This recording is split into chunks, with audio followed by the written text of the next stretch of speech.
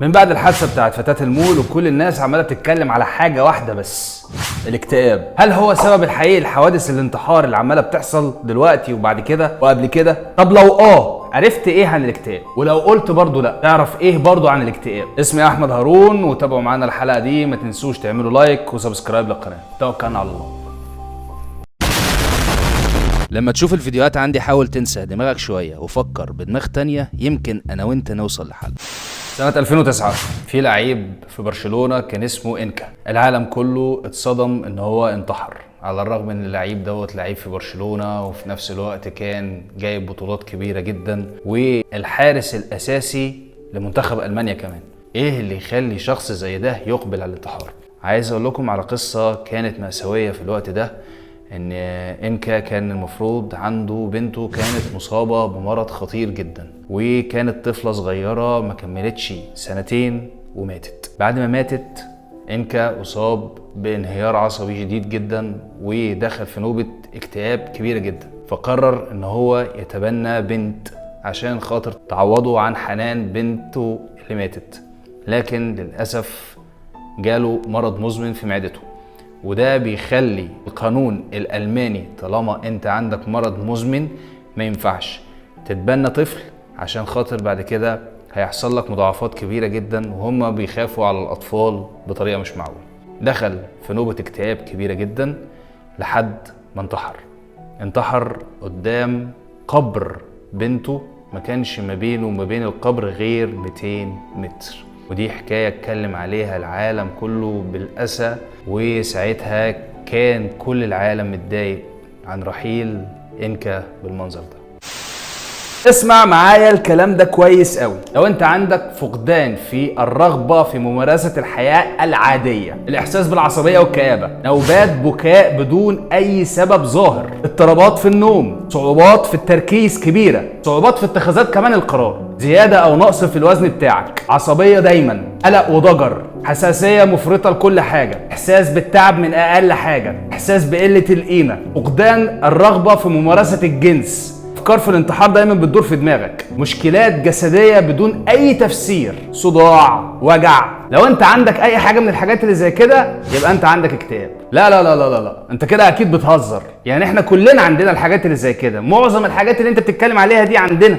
يعني احنا كلنا مصابين بالاكتئاب. صديقي النسب تتفاوت. الاكتئاب مرض نفسي، والمشكله ان احنا الجمله بتاعت نفسي دي دايما بنقول عليها مجنون، على الرغم ان المريض النفسي دوت المعروف ان هو مريض ومحتاج علاج، لكن احنا بالنسبه للمجتمع بتاعنا هو مجنون. يبقى نتكلم على حلقه المرض النفسي بعدين، بس خلينا دلوقتي في الاكتئاب. ضغوط الحياه يا عزيزي اللي احنا فيها خلت المخ حته اللحمه اللي موجوده جوه الجمجمه دي دايما في حيره، وفيها كهرباء رايحه جايه. ليه سبب الانتحار بيزيد يوم عن التاني، على الرغم ان الديانات السماويه جميعا محرمه الانتحار اصلا، ومع ذلك في ناس كتيره جدا بتقبل عليه؟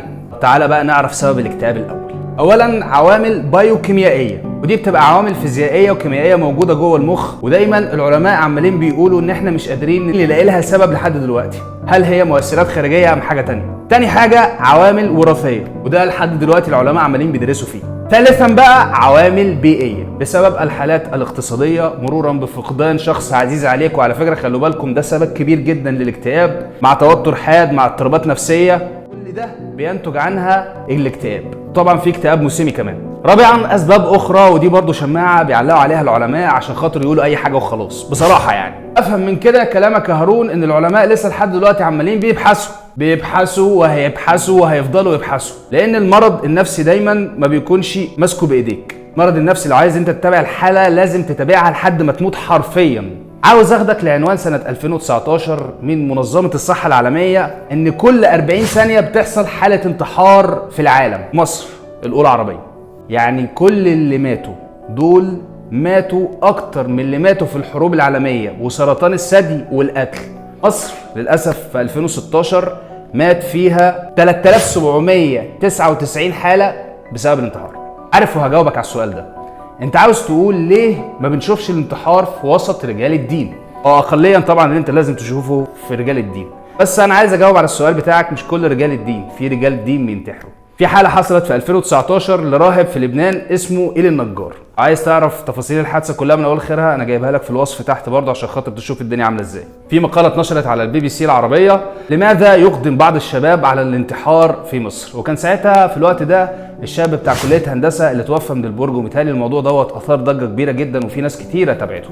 أكبر دافع الانتحار وسط الشباب دلوقتي هو بيبقى نفسي واجتماعي. ركن بتاع النفسي نركنه دلوقتي وخلينا في الحالة الاجتماعية اللي هي ماسكة الاكتئاب. في دكتورة اسمها سوسن الفايد، دي أستاذ علم البحوث في المركز القومي والاجتماعي والجنائي في مصر، قالت إن المنتحر دايما بتبقى فيه عوامل كتيرة جدا متشابكة ومتفاعلة وتدفعه إلى الانتحار. دايما بتكون ذروة يأس كبيرة، يعني اليأس نتيجة حالة اجتماعية تحدث لحالة الانتحار، ضعف النفس والمرض، غياب الثقة والإدمان. وفضلت تكرر في المقالة دي الإدمان الإدمان الإدمان أكتر من مرة. طب فتاة المول ما كانتش مدمنة، طالب كلية هندسة ما كانش مدمن، إيه اللي يخلي الناس دي تنتحر؟ نرجع تاني للعامل النفسي. لا استنى، خلينا في الاجتماعي الأول. التربية.